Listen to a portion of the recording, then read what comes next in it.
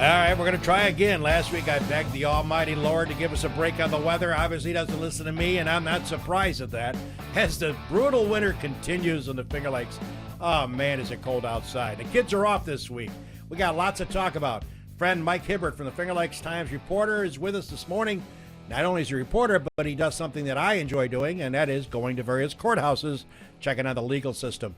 That's our show this morning on Weber This Week on a chilly, miserable Monday. And good morning, everybody. I hope you had a great weekend.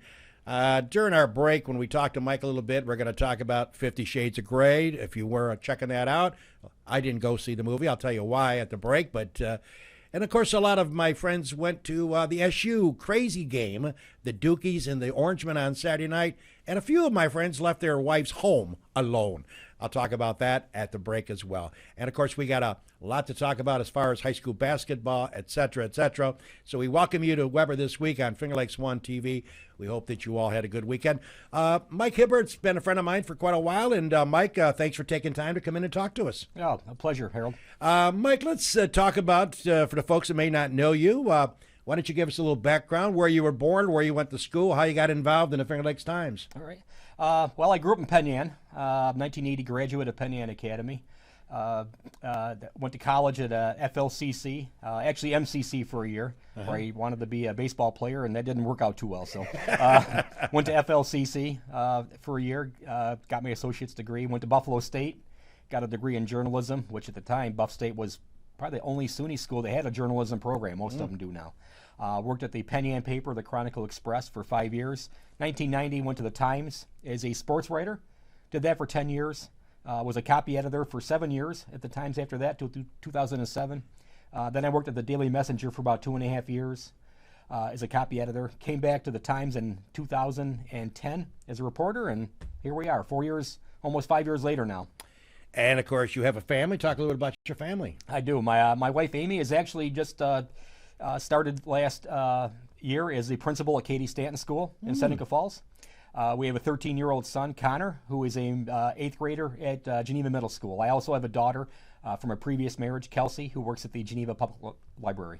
Well, Katie Stanton brings back memories because I used to live around the corner on Spring Street. That's where we were brought up. And my brothers and myself and a host of other friends used to kind of frequent Katie Stanton, and behind the school we used to play some sandlot football, play some baseball. And so I remember Katie Stanton very well, and the gentleman who was in charge of maintenance and upkeep of the school, Angelo, used to drive him nuts to get some water during the summertime. I remember that very well. So Katie Stanton brings back a lot of memories for the Weber family, and it's ironic that your wife now is working there. So Mike, talk about, you and me have a common interest. You don't do the court system every day, but you're involved in covering the court beat, as we would say.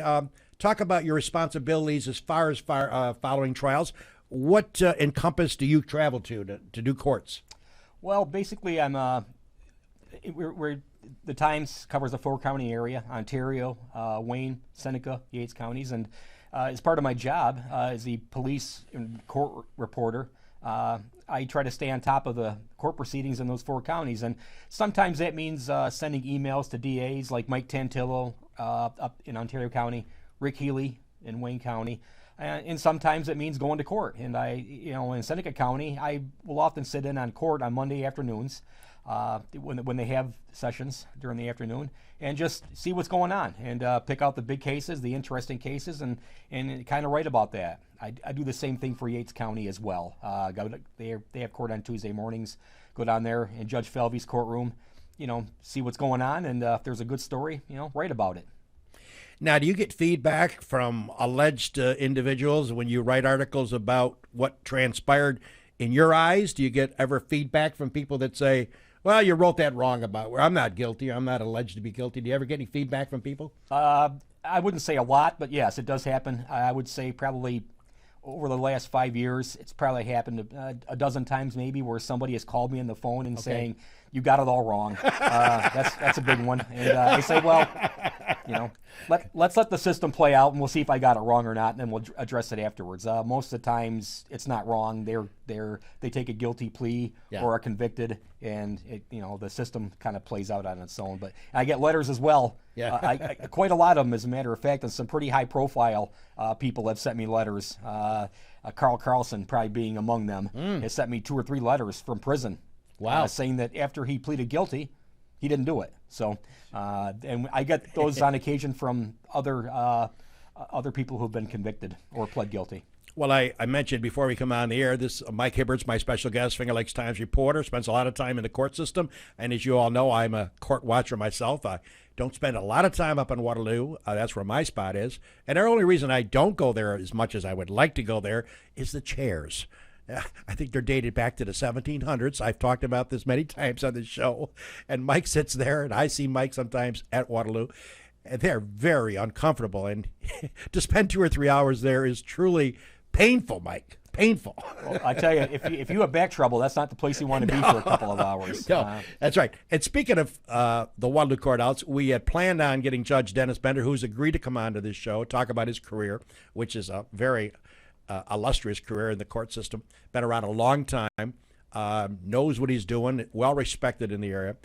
He planned on coming here March 2nd, which would be a few weeks away from now.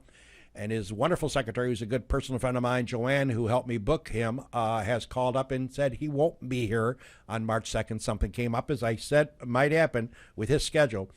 And we have him now booked for April 13th. So, again, Judge Dennis Bender, who was coming on this show, Weber this week on March 2nd, has been rescheduled to April 13th. So I'm sure he wants to come on.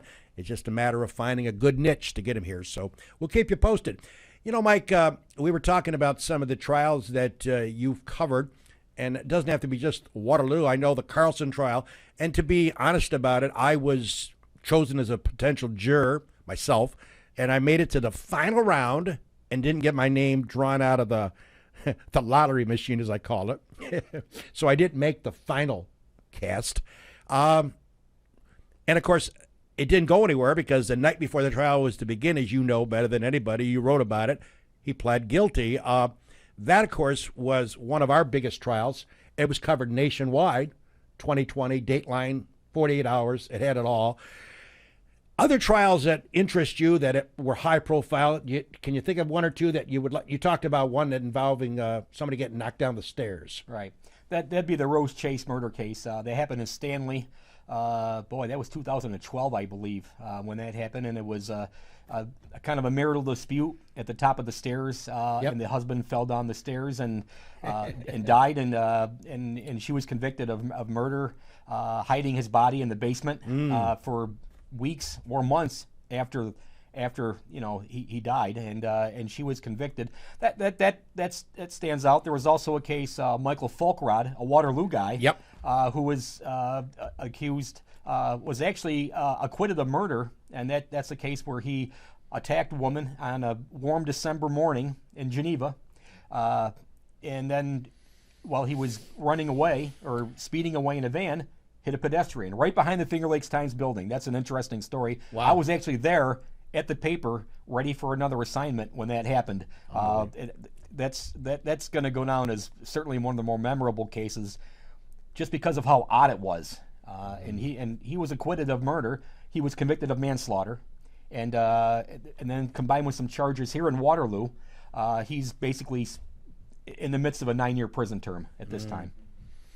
And, of course, one that comes to mind, the gentleman that sliced up a couple of people at a cottage, I believe it was in Wayne County, maybe Sodus area, and that was connected to the Moulton family, who I used to work with at the Thruway, Candy, and that was kind of brought home to me, and I knew they found him guilty eventually. That was pretty sad, too. That was a sad trial. Well, sad and very explosive toward the end. Dante Taylor. That trial was last September in Lyons. It was about a 2-week trial. Right. He was convicted of 2 counts of first-degree murder. And what happened is the Moultons were taking care of a neighbor's cat. Exactly. And he was burglarizing the house. He'd grown up in that area. He knew the area. Was ripping off a house, and they walked in on him, and Sorry for them. Just a bad deal. Oh, it was terrible. Obviously. Yeah. When he was convicted, it did not go well. He just started went ballistic. Yeah, and he started, expletives and accused the jury of being racist, and that we kind of thought that's the way that the verdict would go. Mm-hmm. Didn't expect that. Although I expected maybe him to say something, but what he said was shocking to a lot of people, and it really shook up the jury. The forewoman was shaking visibly, and they had to announce 9 more convictions after that on different counts. Oh, wow. And she was crying and shaking. It was one of the more dramatic courtroom scenes I've seen, and I've covered probably 15 trials in the last 5 years for the Times, and that was by far the most, I guess, dramatic. Mike Hibbard's my special guest, Finger Lakes Times reporter, along with the fact that he does cover trials.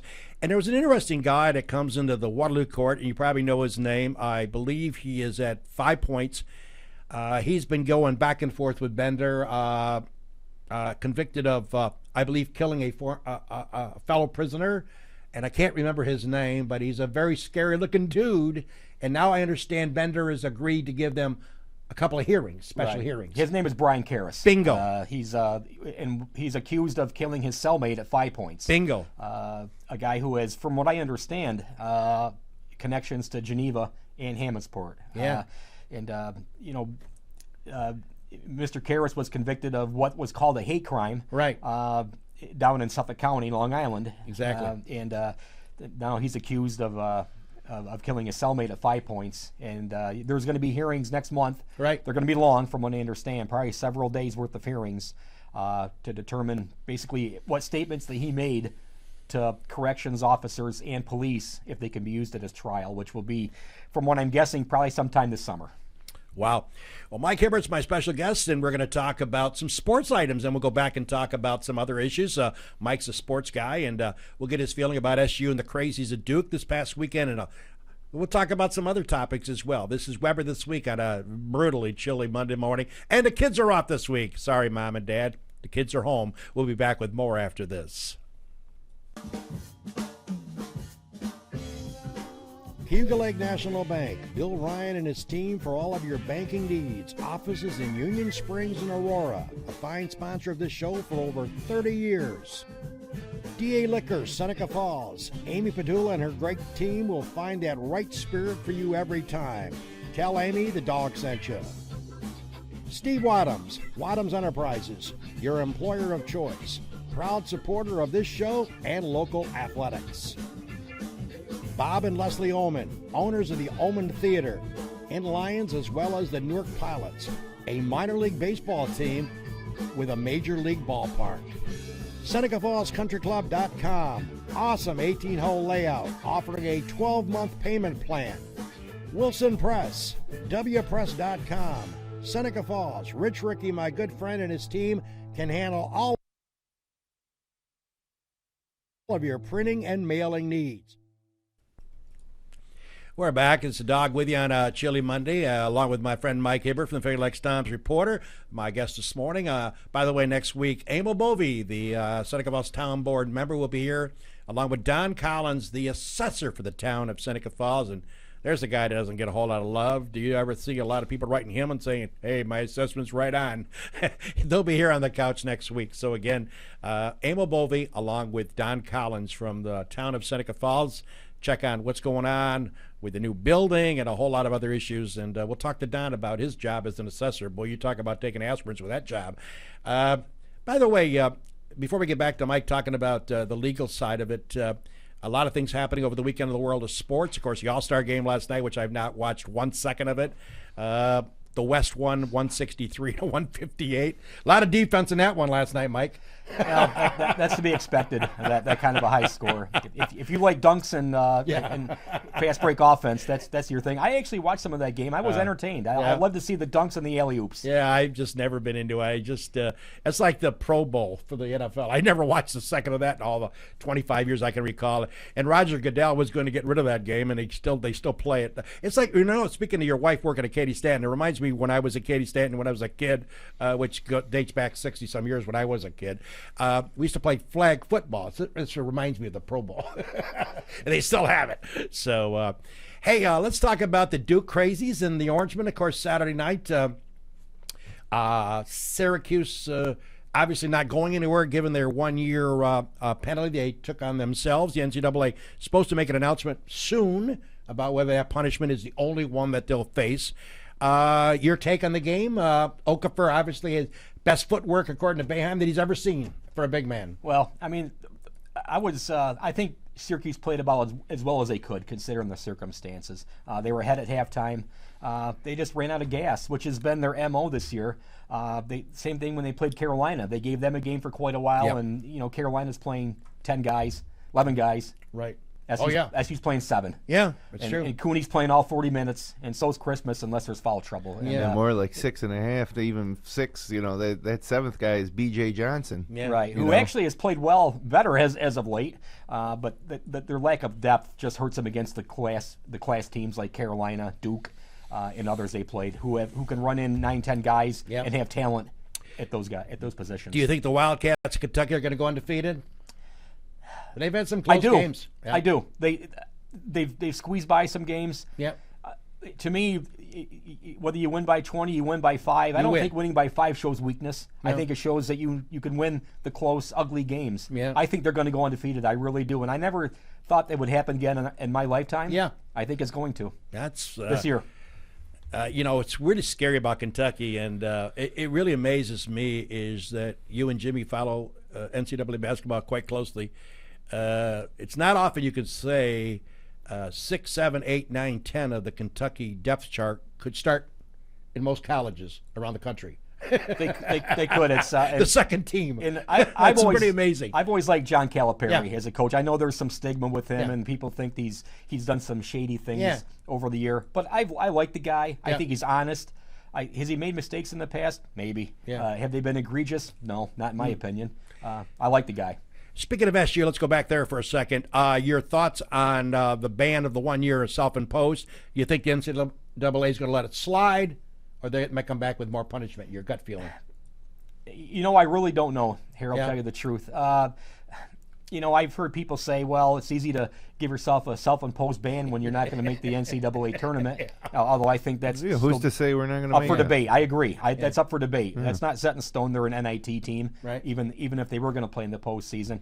But it's hard to say. Yeah. I think the NCAA, personally, is a little bit too, I don't know, heavy-handed maybe is the word I would use. I mean, are to me minor infractions. They come down with a hammer. Yeah. Plus, it was 2007 when when Syracuse self-reported, and it's 2015 now. I mean, what the heck is going on? The Karlson case, all these other cases, they were resolved in a more timely manner. How could it be so long? I know. And then they give the report in October, and they say we're going to give you your penalty in 30 to 60 days, and it's been like 120 days. Yeah. It's just, I feel like, unfair treatment from the NCAA. If they did something, just make it in a timely manner so we can all go on with our lives, Yeah, and by the way, switching topics, we go from that to 50 Shades of Grey, a big movie out. I have not gone to it. I'm not going to go to it because if you check out the dog's hair, I have the 50 Shades of Grey in the hair as I approach the big 7-0, Jimmy. But it's the most talked about movie in decades, I guess, and I don't know if a lot of you that are checking me out this morning have gone and seen it. I have friends that have seen it. Hey, it is what it is, man. But it's 50 Shades of Grey is now the big thing that everyone's talking about. And speaking of talking about, I had to pick on a couple of my friends the other day on Facebook for leaving their wives on Valentine's night to go to the Dome. Now, I understand Syracuse Duke's a big one and you want to go. They had 35,000. God bless those folks. And I was telling Mike and Jimmy, having not gone to the Dome as many times as Jimmy has, but walking up that hill, that had to be a lot of fun Saturday. Oh, baby. I bet you had double earmuffs on. It had to be brutal. And then driving home, what did you do, 20 miles an hour? Oh, I couldn't even see 4 feet outside of my window. Yeah, but you know what, dog? Amazing. 34,000, Yep. so many people. Yep. on a 0-degree day, and Amazing. the team is banned from postseason. Oh, yeah. And It's a great credit to the fans. I give them credit. and the program and Yep. Jim Boeheim.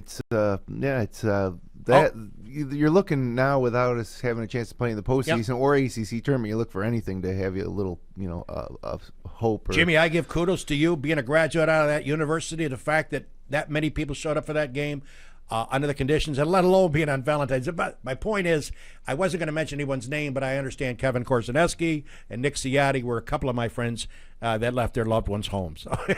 And believe me, having been married 49 years in May, women don't forget. You think elephants don't Yeah, forget? but there is the chance that their loved ones were happy That with they the left? time alone. Yeah. But it's Valentine's Day, Jimmy. It's a little surf and turf, Every little day, flowers. every day can be Valentine's Day. I don't know. But anyways, just a reminder, those women will never forget.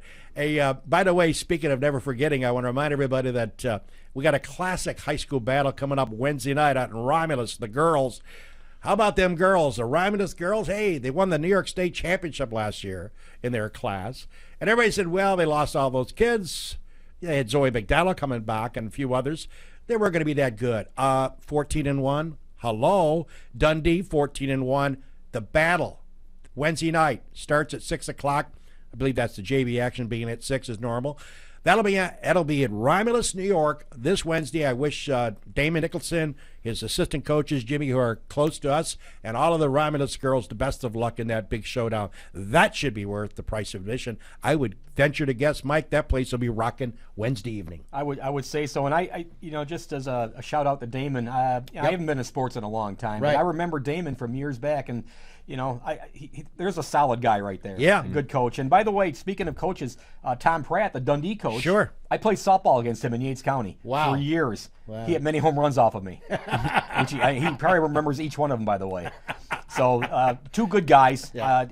Two just good, solid people. And they enjoy coaching. From what I understand, their players love them.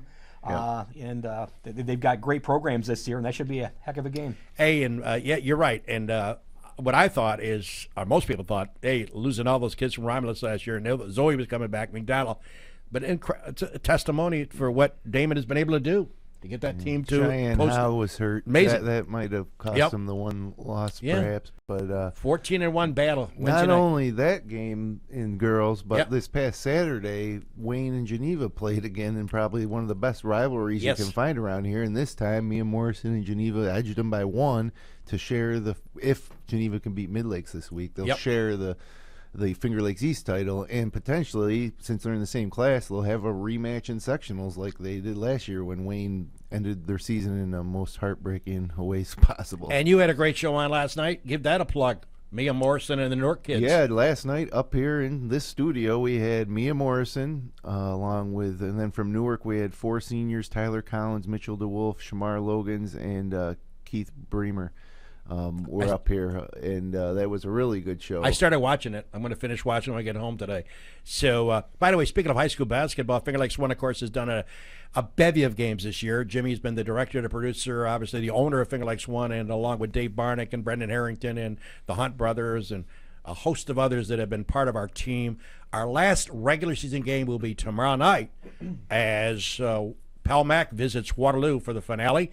And I'm not sure about what we're going to do, if anything, after the regular season. Jim, you'll keep us posted if there's any possibility of doing some sectional games. We do the sectional games, but they don't allow us to do images. Exactly. So we have to do it radio style. So we create a graphical overlay with some stats. We show some shots inside the arena, but during the game, it's a radio style. And any Wayne Finger Lakes teams that get to the big house, there's a 95% chance that we'll be there. Okay. And then other games leading up to that, or state qualifier games after that, we got to play by ear, depending on who's playing and where it is. But it is frustrating that we can't go do what we normally do for these games. I know. The live stream. They're afraid it'll hurt ticket sales. And I Time guess. Warner Cable has exclusivity out of the War Memorial. That's They haven't done it in a few years. Yeah, it's pretty amazing. So we'll see what happens. But anyways, Jimmy will keep us posted, and check out Finger Lakes One as far as future developments as far as broadcasting high school basketball.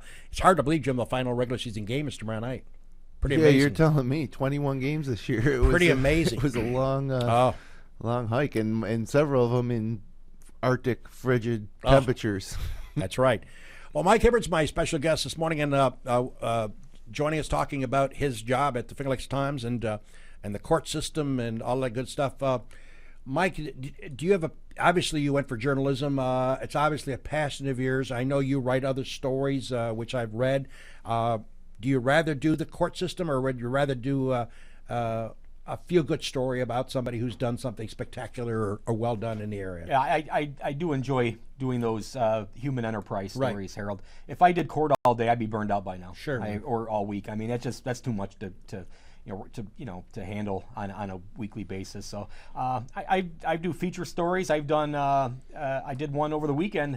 It was in yesterday's paper on Ontario County mapping burial plots of World War I veterans. I read that. Yeah, we got some great pictures from the Geneva Historical Society. Yeah, that front page photo of the parade was really nice. Down Seneca Street. Yeah, those were John Marks, who I went to high school with in Penn Yan. He was a year ahead of me at Penn Yan Academy, and is the curator of the Historical Society. Gave me those photos, emailed them to me. They worked well with the story because the story really had no pictures to go with it from the angle I took of Ontario County mapping these burial plots. So that turned out pretty well. I've got another another good feature story coming up on Newark Wayne Hospital, getting a world designation. So those stories are fun to do. Mike, for those stories, do you choose them yourself, or do you get to have some flexibility in when you cover something like that? Do you say, oh, I found out about this story, I want to pursue this, or does someone come to you and say, hey, we have this a story idea, or is it a combination? Well, in the case of the World War I story, Jim, that came from a newsletter I got from Ontario County. The administrator sent them out and said that a few departments were involved in this project. So we have a reporters meeting once a week on Tuesday afternoons. We talk to the editors about what we're doing. They give us assignments. A lot of times during the week, Alan Brignall, who's been in here, good friend. Mike Cotillo's been in here too. Good friend. They'll shoot me an email, say, Hibby, can you look into this, and could be a good story. And that's pretty much it. We're pretty informal at the paper, just an email, or Mike will come out of his office and mention it to me, and then that's it. And then we take that story and run with it. I like the feature that you do too, that the paper does, which I was going to comment to Mike and Alan, who've been here many times as my guest. When you key in on small businesses and startup businesses that are doing well, and that's a nice feature too. Yeah, that's a Business of the Week story. I like that. The last one I've done was on the Helbig agency, an insurance agency in Geneva. And Carl's from Penn Yan. I've known Carl for years. Oh, the Allstate, yeah. The Allstate. And then the one I did before that was on the Hall Diner, which I've been to 3 times since for lunch. Great place to eat, by the way. I like doing those stories. Yeah. There are more stories to me about people than they are businesses, about the people who are running them. And we like to do people stories. That's what we call them, on people who are doing good things in the Finger Lakes. And as I say, those kind of balance, kind of counter the hard news stories that I cover. Oh, sure. And it's a nice change of pace. By the way, back on the scenario regarding upcoming trials, the Roger Bartle trial will be an interesting one, and that's supposed to get going pretty soon. It's hard to say. They're in a holding pattern as far as trials in Seneca County. The inmate trials come first. Okay. And there are several of them, inmates who were accused of, basically having things in their cell they shouldn't have. And those are kind of minor trials by comparison. But the Bardo trial, I'm guessing, will be sometime this summer or fall, and that'll be an interesting trial. I mean, I've written several stories about that so far. There's been hearings, and Roger's pretty well known in the area, so I think there's going to be a lot of interest there. The thing that amazes me about going to Waterloo and checking out Judge Bender, who, by the way, is scheduled to be on this show on April 13th. He was originally scheduled for March 2nd, so please note we have a new date for Judge Bender. He'll be on the couch talking to me about his job, April 13th. A thing that amazes me, and I think I mentioned this to Jim, is totally blows me away. 21st century, and you go to court, and I go to court and watch them. And the paper is unbelievable. The amount of paper and folders that those folks use. The DA, the defense attorney, judge has a big rack of file after file. It's just mind-boggling that you would think that 21st century, and Jimmy's a computer guy, that stuff would be on, desktops. It's amazing the amount of paper that they have in that court system. It's all done by computer. Yeah. Certainly, everything's on computer, but yeah, you're right. Paper. Oh my God. far as I know, is ever going to go out of style in the court system, because you're right. Judge Bender brings in a box It's that's staggering. got to weigh 20 pounds. It's staggering. And you look at the gentleman, the assistant DA, Mankiewicz. Mark Sinkowitz. Mark Sinkowitz. Yes. And he's got this entire cabinet. That's what I think about. He could push his, those. Yeah, it's just mind-boggling. So I sit there and go, wow, here it is 2015, and the amount of paper that is just tossed around the court system is, to me, just blew me away. And I'm an old, I'm a guy that doesn't know how to start a computer, as Jim will be the first to tell you, but you would think that they would reduce the amount of paper. It seems like it's getting worse. A lot of trees are still dying here. Trust me. Well, listen, we're out of time, Mike, but it's always good having you in, and we'll have you back, and thanks for spending some time with us. It was a pleasure. Thanks for Mike coming in, Hibbard, Mike. check him out. He does you'll see his name on his byline, obviously, at the Finger Lakes Times, and I'll see him at the courthouse on Waterloo, and we'll have our backpacks on to make sure we don't hurt our backs. And I'm a lot older than Mike, so it's interesting to see him on the trail. So, again, thanks for joining us. Folks, remember, next week we got Emil Bovey along with Don Collins, the town assessor. Looking forward to talking to him along with Emil about what's going on with the town of Seneca Falls. What's the latest on the new town building? Is that ever going to happen in our lifetime? Hey, we'll see what happens. Emil's going to be here to talk about a lot of issues involving the town of Seneca Falls. Well, folks, the kids are off this week. Have fun with them. I don't know. They're supposed to say we're in the 20s by the end of the week, and I even heard it was going to be 28 on Sunday. Are you serious? 28 is going to feel like 90. It's been a brutal winter so far. Hang in there. Look out for your loved ones, and look out for the senior citizens that live nearby you. Check on them and make sure they're okay. Take care, everybody. Speaking for Mike Hibbard and Jimmy Senecrope, I'm the dog. That's Weber this week. My way.